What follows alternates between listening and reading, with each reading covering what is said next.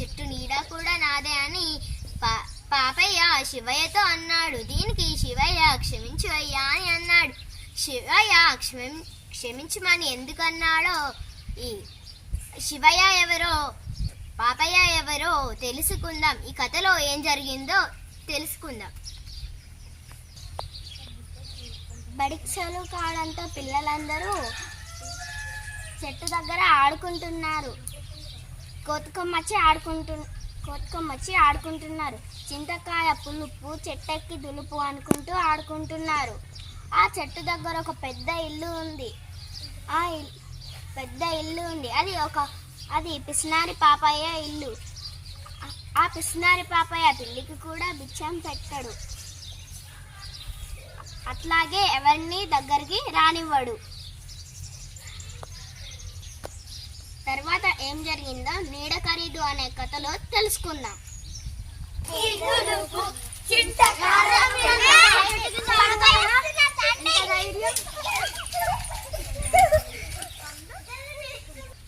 అబ్బా ఎండ బాగా కొడుతుంది. ఈ చెట్టు నీడ ఉంది కదా, నీడకి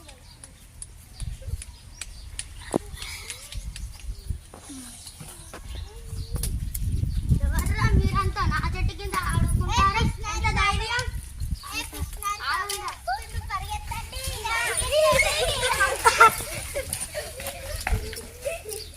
ఇక్కడ ఎవరు ఉన్నారు? ఎవర్రా నువ్వు? నా చెట్టు కింద పడుకుంటావా? నా పేరు శివయ్య. ఈ చెట్టు నాదే, ఈ నీడ కూడా నాదే. ఎలా అంటావేంటి? ఈ చెట్టు ఊరందరిది కదా? కాదు, ఈ చెట్టును మా తాత నాటాడు, అందుకే ఈ చెట్టు నాది. అయితే ఇక్కడ దారిలో పోతుంటే నేను కొంచెం సేపు సేద తీరడం కోసం వచ్చాను. అది తప్ప? మహానుభావులు చెట్లు నాటింది సేద తీరటం కోసమే కదా? నా పుట్టి పుణ్యానికే చెట్టు నీడ కింద కూర్చుంటావా? పుట్టి పుణ్యానికే చెట్టు నీడ కింద కూర్చుంటావా? అయితే నీకేం కావాలి? చెట్టు అమ్ముతావా నాకు? అమ్ముతా. ఎంత? 1000 రూపాయలు. అమ్మో, చాలా ఖరీదు. ఈ చెట్టు నీడంటే ఉత్తదేనా? ఎంత హాయిగా చల్లగా ఉంటుందో.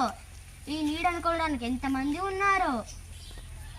1000 రూపాయలు ఇస్తే నీడనిది, లేకుంటే లేదు. అయితే తీసుకో. ఇదిగో 1000 రూపాయలు.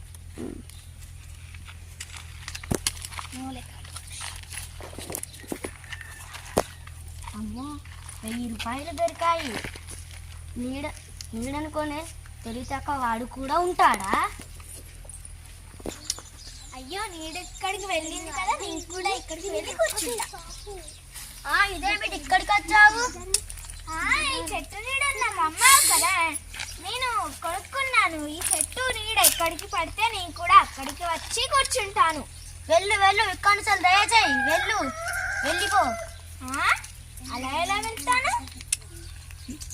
ఈ చెట్టు నీడ నాది కదా, నేను వెళ్ళను.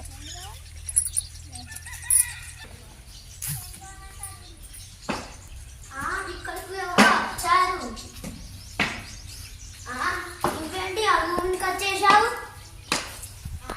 ఈ చెట్టు నీడ నీ గుమ్మంలో పడింది, అందుకే నేను మీ గుమ్మం దగ్గరికి వచ్చాను. ఈ చెట్టు నీడ మీరు నాకు అమ్మాలి కదా. వెళ్ళు ఇక్కడ నుంచి దయచేయి, వెళ్ళిపో. చెట్టు నీడ నాకు అమ్మాలి కదా, నేను ఎలా వెళ్తాను?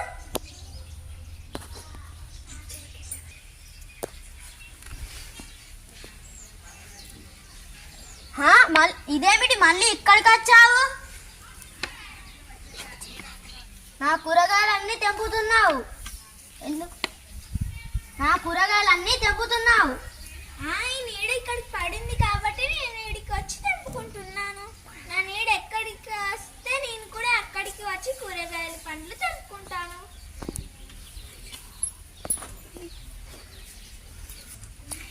ఇదిగో నీ 1000 రూపాయలు నువ్వు తీసుకో, నా నీడ నాకు ఇచ్చేయి.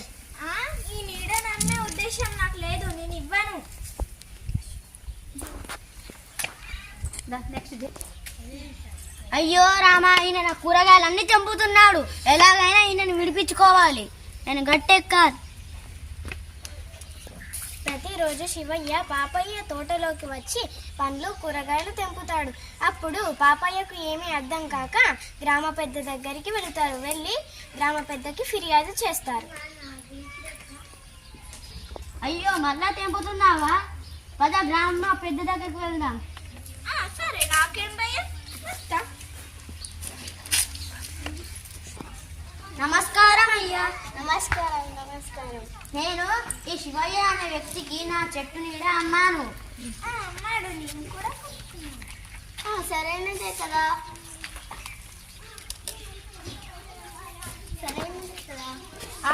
ఆ చెట్టు నీడ నా తోటలో పడితే నా తోటలోని కూరగాయలన్నీ తెంపుకుంటున్నాడు ప్రతిరోజు. ఆ చెట్టు నీడ రోజు అక్కడ తోటలో పడుతుంది కాబట్టి ఆ తోటలో కూరగాయలన్నీ నేను తెంపుకుంటున్నా. చెప్పు. ఆ చెట్టు నీడను నేను కొనుక్కున్నాను. ఆ నీడ తోటలో పడితే ఆ తోటలో ఉన్న పండ్లు కూరగాయలు అన్నీ తెంపుకున్నాను. సరైనదే కదా.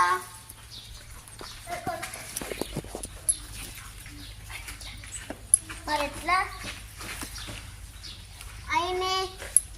ఆయన శివయ్య చేసినది సరైనదే కదా.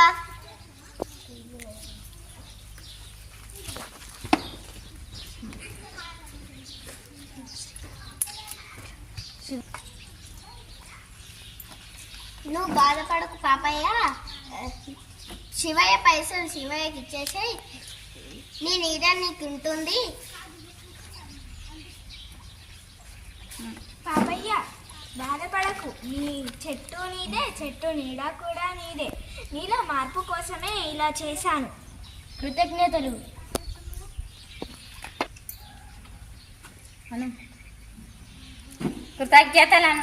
కృతజ్ఞతలు.